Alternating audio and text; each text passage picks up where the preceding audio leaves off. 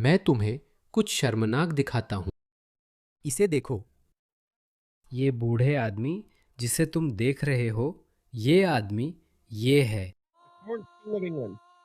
King Charles the third. वह इस्लाम की चापलूसी कर रहा है।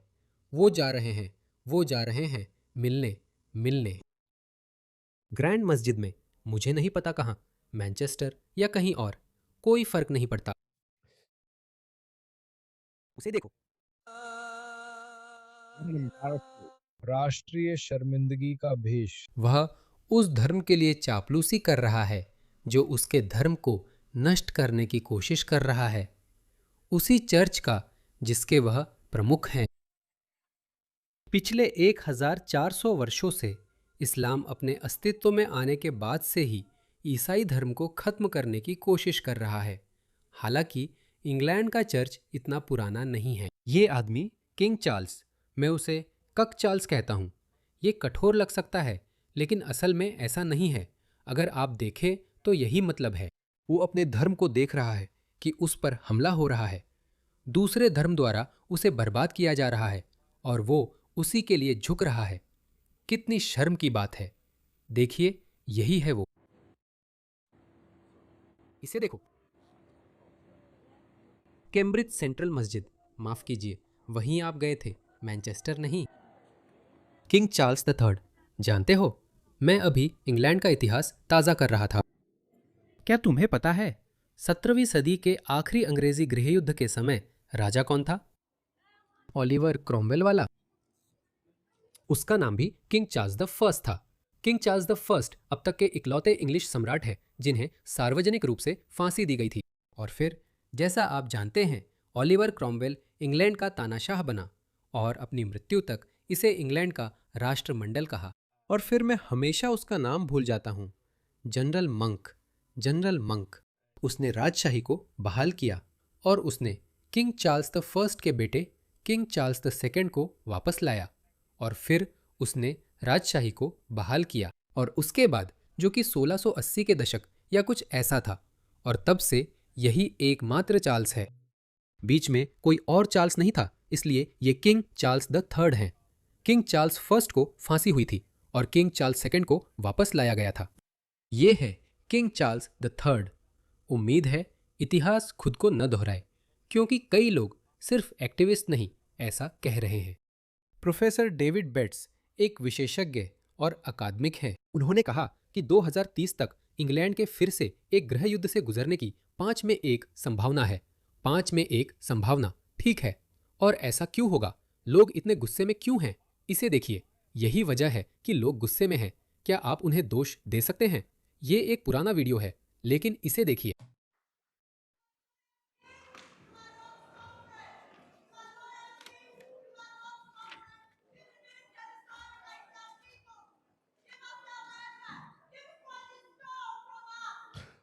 नहीं, ये हमारा पागल है। मैं उसका नाम भूल गया। ये हमारी पागल है। वो एक वोक वामपंथी सनकी है। हाँ, ये तब हुआ जब वो ऑस्ट्रेलिया आया था।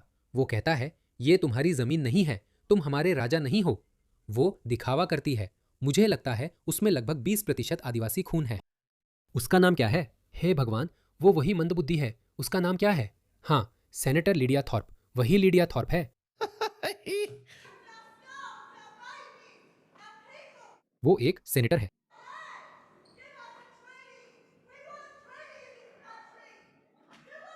Senator Lydia Thorpe. चिंता मत करो, वो पागल है, लेकिन वो इसका हकदार था। मुझे उसकी कोई इज्जत नहीं है। वो बस एक नामर्द है, किंग चार्ल्स नहीं। एक नामर्द तिलचट्टा है। तो खैर, मैं हमारे पूर्व प्रधानमंत्री टोनी एबट को सुन रहा था, और वो कह रहे थे कि हमारी सारी पश्चिमी लोकतंत्रों में, खासकर एंग्लोस्फीयर में, इंग्लैंड सबसे ज्यादा संघर्ष कर रहा है। फिर उन्होंने वही कहा जो मैं अक्सर कहता हूं, महान देश पलटवार का रास्ता ढूंढ ही लेते हैं। मैंने सोचा, ये सच है। ऑस्ट्रेलिया यूं ही महान नहीं बन गया। हाँ, बिल्कुल। बहुत सारी चीजें आपके पक्ष में होनी चाहिए ताकि सब कुछ ठीक हो सके। ये बात महान लोगों पर भी लागू होती है। अगर उनकी जिंदगी में कुछ चीजें न हुई होती तो शायद वे सफल न बन पाते। लेकिन कुल मिलाकर किसी व्यक्ति के चरित्र में बहुत कुछ ऐसा होता है जो उसे सफल बनाता है, और यही बात देशों पर भी लागू होती है। मेरा जन्म देश पाकिस्तान एक असफल देश है जो करीब 80 साल पुराना है। ये करीब 80 साल पुराना है। मैं 42 साल का हूँ। मैंने पाकिस्तान में बचपन यही सुनते बिताया कि यही वो साल है जब पाकिस्तान उभरेगा और चमकेगा। जैसा मैंने कहा, 40 साल हो गए हैं, हालात बहुत खराब है और अब कोई उम्मीद नहीं बची। अब हालात अच्छे होने वाले नहीं हैं। अगर ये अपनी 100वीं सालगिरह मना ले तो किस्मत होगी। ये एक नाकाम मुल्क बन चुका है। अपने पूरे अस्तित्व में ये एक नाकाम मुल्क रहा है। मैं उनके लिए शुभकामनाएं देता हूँ। मैं उनके लिए बुरा नहीं चाहता। आपको शुभकामनाएं। लेकिन जब आप ऑस्ट्रेलिया, ब्रिटेन, कनाडा या अमेरिका जैसे सफल देशों को देखते हैं, अमेरिका राष्ट्र निर्माण का सबसे बड़ा प्रयोग है। इन सभी देशों ने बहुत कुछ झेला है, लेकिन फिर भी ये विजयी होकर उभरे हैं।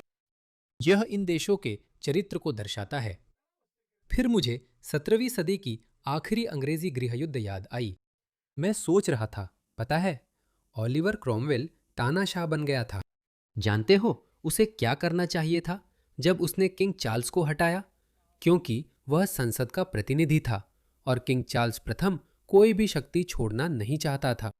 इसका नतीजा गृहयुद्ध हुआ और अंत में उसकी हत्या हो गई। ओलिवर क्रॉमवेल को सत्ता छोड़नी चाहिए थी, लेकिन उसने नहीं छोड़ी, क्योंकि सत्ता बहुत आकर्षक और लोगों को बहकाने वाली होती है। महान देशों के इतिहास में भी कभी कभी किस्मत साथ देती है। अमेरिका के मामले में हमें सच में किस्मत का साथ मिला। मुझे लगता है कि बहुत सारे इतिहासकार इस बात से सहमत है कि अगर जॉर्ज वॉशिंगटन राजा बनना चाहते तो वह राजा बन सकते थे, लेकिन उन्होंने ऐसा नहीं किया। उन्होंने कुछ ऐसा किया जो बहुत कम लोग करते हैं। अपने आसपास देखिए, आज भी व्लादिमीर पुतिन सत्ता छोड़ना नहीं चाहते। उन्हें पता है सत्ता छोड़ने पर उनकी मौत होगी, तो लोग सत्ता नहीं छोड़ते, खासकर अपनी मर्जी से। लोग ऐसा नहीं करते। ओलिवर क्रॉमवेल ने ऐसा नहीं किया। हमें उनकी मौत तक इंतजार करना पड़ा, लेकिन जॉर्ज वॉशिंगटन ने कुछ खास किया और ऐसा हुआ। और आप जानते हैं, मैं एक अमेरिकी इतिहासकार को सुन रहा था और वह यही कह रहे थे, अगर उन्होंने सत्ता के शांतिपूर्ण हस्तांतरण में अस्पष्टता छोड़ी होती या उतने दृढ़ न होते, संयुक्त राज्य अमेरिका के संविधान, जिसके बारे में थॉमस जेफरसन ने लिखा था, के बारे में, क्या वो दस्तावेज का समर्थन नहीं करते थे या लोकतंत्र में विश्वास नहीं करते थे? क्या उन्होंने कोई अस्पष्टता छोड़ी थी? अगर कुछ और थोड़ा अलग हुआ होता? अमेरिका शायद वह देश नहीं बनता जो वह बना। आज तक अमेरिकी क्रांति मानवता के इतिहास में एकमात्र सफल क्रांति बनी हुई है। बाकी सभी क्रांतियां असफल रही है। तो हाँ, अमेरिका धरती के सबसे महान देशों में से एक बन गया। हमने किस्मत आजमाई और किस्मत वाले रहे। अब अगर आप ऑस्ट्रेलिया आएं तो शुरुआती ऑस्ट्रेलियाई बसने वालों ने लोकतंत्र से जुड़े मजबूत ब्रिटिश मूल्यों की विरासत पाई थी। क्या आप जानते हैं कि ऑस्ट्रेलिया का पहला अखबार द ऑस्ट्रेलियन पश्चिमी दुनिया का पहला स्वतंत्र अखबार था? माफ कीजिए, मुझे अमेरिका के बारे में नहीं पता, लेकिन ऑस्ट्रेलिया में हमारे पास इंग्लैंड से भी पहले अपना पहला स्वतंत्र अखबार था। ये पूरी तरह स्वतंत्र था। हमने ब्रिटेन से कुछ अच्छे मूल्य लिए और कुछ छोड़ दिए। खैर, मैं विषय से भटक रहा हूँ। मेरा कुल मिलाकर कहना यह है, हाँ, महान देशों का चरित्र भी महान होता है, और वह चरित्र अक्सर एक कठिन परीक्षा से गुजरता है। और यही कारण है कि मुझे लगता है कि इस समय हमारी सभी पश्चिमी लोकतंत्रियां एक कठिन परीक्षा से गुजर रही है। हमारे बीच कक चार्ल्स जैसे लोग हैं जो इतिहास से अनजान हैं। मेरा मतलब है, अगर कोई कहे कि तुम्हें लाइलाज कैंसर है, जैसे हम इन लोगों से कह रहे हैं कि ब्रिटेन जागो। जिन लोगों की खुशामद कर रहे हो वो तुम्हारे दोस्त नहीं हैं। वे तुम्हें गिराना चाहते हैं। ठीक 20 साल पहले किंग चार्ल्स अतीत की निशानी है। तो शायद वह, आप जानते हैं, वह 70 के दशक, 80 के दशक और 90 के दशक में बड़े हुए। तो वो अलग तरीके से बड़े हुए। उनके मूल्य अलग थे। उस समय दुनिया बहुत अलग थी। लेकिन क्या आपको नहीं लगता कि आपकी पूरी सभ्यता दांव पर लगी है? क्या आपको नहीं लगता कि शायद आपको दूसरी राय लेनी चाहिए? शायद ये सभी लोग, ये सभी इस्लामोफोब्स जो आपको इस्लाम के खतरों के बारे में चेतावनी दे रहे हैं, चाहे आपने अब तक जो भी विश्वास किया हो कि हम सब एक ही लोग हैं, सभी संस्कृतियां समान हैं और हम सब एक जैसे हैं, हम सबका खून एक जैसा है वगैरह, आप यही लंबे समय तक मानते रहे। लेकिन अब और भी ज्यादा लोग आपको इस्लामवाद के खतरों के बारे में चेतावनी देने की कोशिश कर रहे हैं। आपके पूरे देश का भविष्य दांव पर लगा है। आपके देश का 2000 साल पुराना इतिहास है। ये सब कुछ दांव पर लगा है। शायद आपको दूसरी राय लेनी चाहिए। मेरा मतलब है शायद नहीं, आपको इस्लामोफोब्स या कट्टरपंथियों की बात नहीं सुननी है। आपको बस सुनना है। कुरान पढ़िए, इसे देखिए। ईमान वालों, यहूदियों, ईसाइयों को साथी न बनाओ। लेकिन यहाँ हमारे पास कक चार्ल्स तृतीय हैं जो कहते हैं नहीं, हम दोस्त हैं, आओ मुझे गले लगाओ। ये कितना शर्मनाक है ना? इनका ये दयनीय भाषण सुनिए। ये ऐसे है जैसे कोई कुत्ता जिसे उसके मालिक ने ठुकरा दिया हो, जो उसे नहीं चाहता, लेकिन वो कुत्ता फिर भी अपनी पूंछ हिला रहा है और कह रहा है, कृपया कृपया मुझे भी प्यार करो। इसे सुनिए। यानी क्यों इस्लाम जैसी एक पवित्र परंपरा द्वारा दी गई बुद्धि और शिक्षा मायने रखती है। यही बुद्धि है जिसकी वह चर्चा कर रहा है। यहूदियों और ईसाइयों को मित्र न बनाओ। मैं कुरान की इन घटिया आयतों पर और भी कह सकता हूँ। और अगर मैं कहूँ तो क्यों जो लोग दुनिया के अलग अलग हिस्सों में अपनी पवित्र परंपराओं को बनाए रखने और संरक्षित करने का प्रयास करते हैं, उनके पास अपने विश्वास में और अधिक आत्मविश्वास होने का पूरा कारण है। इस्लामी दुनिया मानवता के लिए उपलब्ध संचित ज्ञान और आध्यात्मिक ज्ञान के सबसे बड़े खजानों में से एक की संरक्षक है। ये इस्लाम की महान विरासत भी है और बाकी दुनिया के लिए एक अनमोल उपहार भी है। और फिर भी अक्सर ये ज्ञान अब पश्चिमी भौतिकवाद की प्रमुख प्रवृत्ति के कारण छिप जाता है। ये सोच कि आधुनिक बनने के लिए पश्चिम की नकल जरूरी है। इस प्रवृत्ति से निपटने के लिए मैंने अपने पारंपरिक कला विद्यालय के जरिए पारंपरिक और पवित्र शिल्प, खासकर इस्लामी कौशल को संरक्षित और बढ़ावा देने की पूरी कोशिश की है, क्योंकि ये उस दृष्टिकोण को जीवित रखते हैं जिसकी हमें सख्त जरूरत है, चाहे अस्थायी फैशन इन्हें अप्रासंगिक माने।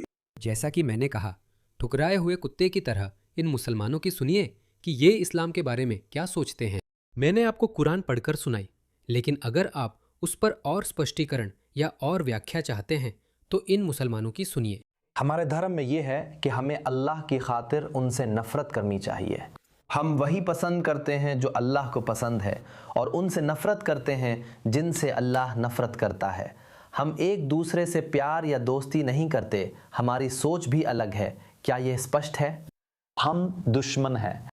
बहुत सीधी बात है। ना कोई एकीकरण, ना कोई बहुसांस्कृतिकता, ना कोई विविधता, ना कोई सहनशीलता। मेरा अपना दीन है, तुम्हारा अपना दीन है। तुम्हारे पास अपनी लोकतंत्र है, हमारे पास अपनी शरिया है। तुम्हारे पास अपना खुला घुलना मिलना है, हमारे पास अपना निकाह है।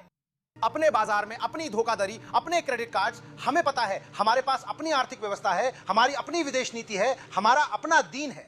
मैं क्या कहूं दोस्तों, हमें कायर और गद्दार शासित कर रहे हैं जिन्होंने खुद को बेच दिया है। और फिर जो बात इसे और भी ज्यादा दुखद बना देती है वो ये है कि वो चर्च ऑफ इंग्लैंड के प्रमुख है।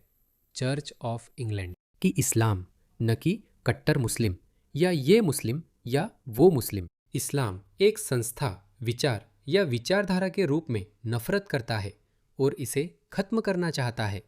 क्या यह गद्दारी नहीं है? ये सिर्फ आपके देश के साथ गद्दारी नहीं है, बल्कि ये आपके धर्म के साथ भी गद्दारी है। जैसा कि मैंने कहा, वो चर्च ऑफ इंग्लैंड के प्रमुख हैं और इसी वजह से पोप भी कोई अच्छे नहीं है। तो मैं किसी के लिए कुछ बुरा नहीं चाहता, ठीक है? मैं बस ये कह रहा हूं कि जनता इस सब को समझ सकती है। जनता देख सकती है कि वो क्या कर रहा है और जनता देख सकती है कि उनके नेता क्या कर रहे हैं, और वे जनता को एक निर्णायक मोड़ की ओर धकेल रहे हैं। मुझे नहीं पता निर्णायक मोड़ कब आएगा, लेकिन जब आएगा तब लोग भूल जाएंगे कि किंग चार्ल्स आपका प्रधानमंत्री या सरकार कौन है। उन्हें इसकी परवाह नहीं होगी, और मैं यह नहीं चाह रहा हूं कि ऐसा हो। मैं आपको बस इतना बता रहा हूं कि ऐसा इतिहास में बार बार हो चुका है। जब भी शासक वर्ग आम जनता की पूरी तरह अनदेखी करता है, जब वे उनकी बात सुनना बंद कर देते हैं, जब वे उनकी जीवन शैली, उनकी संस्कृति, उनकी परंपरा, उनके धर्म, सब कुछ पर हमला करते हैं, जब वे इसे खत्म करने की कोशिश करते हैं, क्योंकि वे सभी फेबियन हैं, किसी कारणवश वे एक समान वैश्विक दुनिया बनाना चाहते हैं। मुसलमानों को इसके लिए मनाने पर आपको शुभकामनाएं। मुसलमान अपने इस्लाम या अपनी इस्लामी जीवन शैली को छोड़ने वाले नहीं हैं। उसके लिए शुभकामनाएं। नहीं पता ये मूर्ख किस दुनिया में रहते हैं। वे अपनी जीवन शैली के लिए लड़ेंगे। इंसानियत हमेशा ऐसा करती है। ये बस कुछ मुट्ठी भर कट्टर विचारधारी लोग हैं। उन्हें लगता है कि वे दुनिया को काबू में कर सकते हैं। फिर से वे पश्चिमी और गोरे लोगों को काबू में कर रहे हैं, क्योंकि गोरा आदमी सबसे सभ्य था, इसीलिए उन्हें काबू में रखना आसान था। लेकिन कब तक? आखिर कब तक? आप जानते हैं, मैंने कहीं पढ़ा था कि कोई कह रहा था, बर्बर लोगों को हराने के लिए आपको खुद बर्बर बनना पड़ता है। मैं ऐसा नहीं कह रहा, नहीं। खैर, यही तो इंसानी इतिहास में हमेशा होता आया है। मैं ये नहीं कह रहा कि ऐसा होना चाहिए, लेकिन यही तो इंसानी इतिहास में होता आया है। सिर्फ कोई इतिहास से अनजान इंसान ही इसे नकार सकता है। तो ये लोग स्थानीय लोगों को लगातार उकसाते रह सकते हैं।